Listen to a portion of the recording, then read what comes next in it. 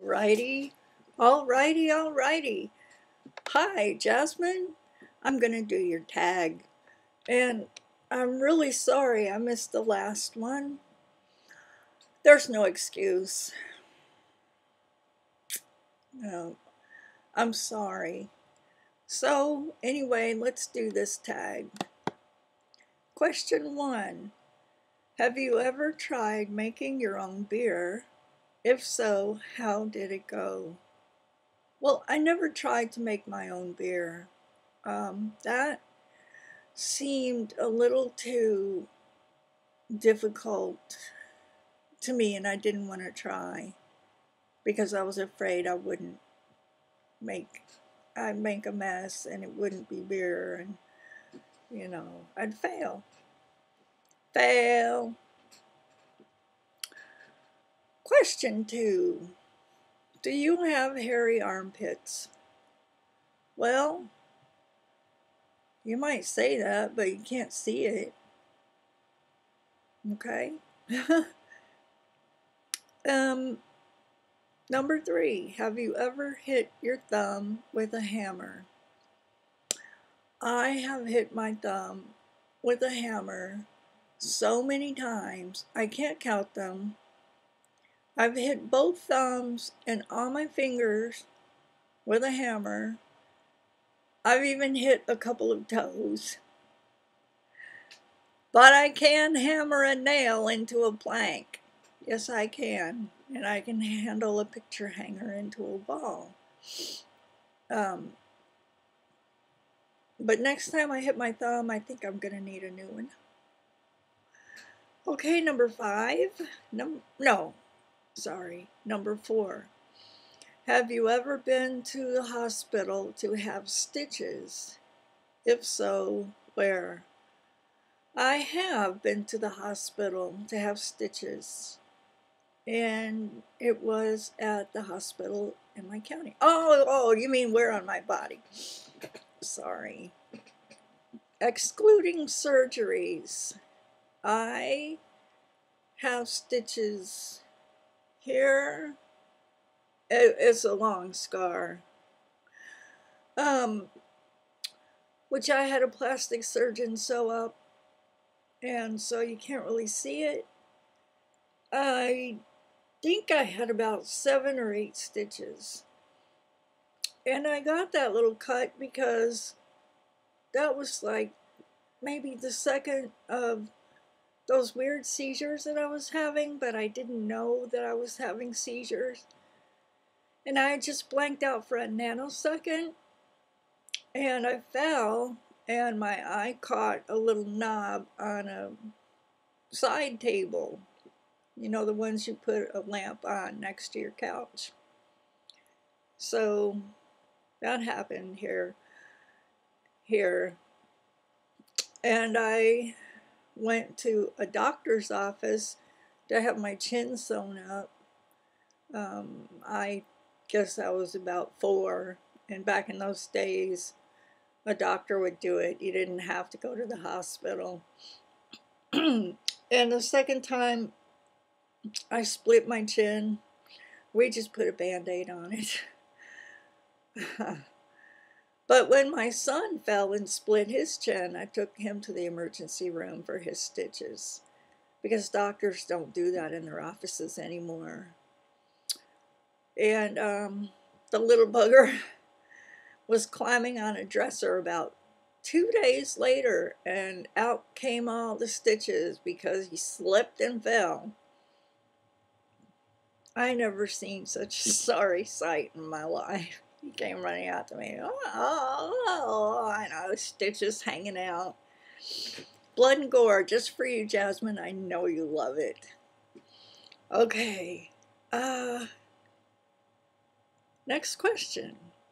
Would you live within a mile of an airport? Well, I'll tell you what. When I was born, our property boundary was a naval base. In fact, well, we lived out in the country. I have a funny story to tell, and my uncle and aunt had their baby 2 weeks after I was born. And it was so hard for my uncle. He's a baby of the family, but I don't think that has anything to do with it. But my mom, just having had a baby, trying to get used to all that. Well, let's put it this way. He begged to come over so he could get some rest from taking care of the baby. And so she said, okay. And he came over, and planes were flying over every 2 seconds, and he didn't get any rest, of course. And I don't know how many nights he stayed, but I believe I can tell you it was only one night. So now I live several miles from an airport.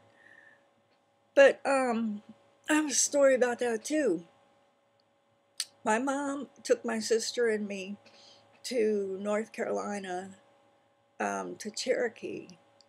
You know, they have the reservation there, but we didn't stay on the reservation. And when we were flying home and we were coming into my area, the Bay Area, I knew where we were because I knew the radio tower. It was nighttime. The radio tower was all lit up, and it's miles from my house, just miles. And I said, oh, look, we're almost there. And then it got real black, so I said, okay, we're out over the ocean, and we're going to make a turn. So pretty soon the land came into view, and lo and behold, we were coming up on my neighborhood. And we had dropped altitude, and what happened was we had to make 3 circles because the tower said it was backed up. The runways were backed up. So we circled around, and over my neighborhood, I could see all the places that I went to all the time. And every time we made the circle, we got lower and lower. So the 3rd time, it was like I could almost yell out the window and go, hey, Alex, how you doing? I'll be home in a little while. Yeah, it was almost like that. And, I mean, I could see the post office and Ross, and I could even see my apartment building. Okay, that's my story, but I didn't live very close to an airport. But we did have an Air Force base just a few miles away, which got closed when Clinton decided to close down a lot of the armed force bases. Well, anyway, for the personal interview job in America, it's illegal to ask those kind of questions. You can't ask about anything personal.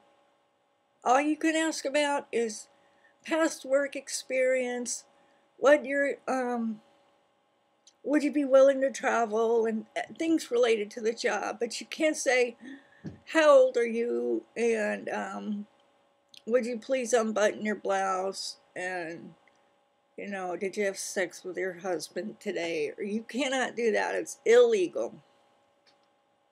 So, far too personal would be, I think, the sex question.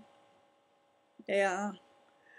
That's just, if somebody asked me that at a job interview, I would say, okay, I'm sorry, I'm not working here. And I'd get up and leave. So, I hope this video is not over 10 minutes. Love you, darling. Bye. Oh, I see it's 9:25. Time to go. Time to go.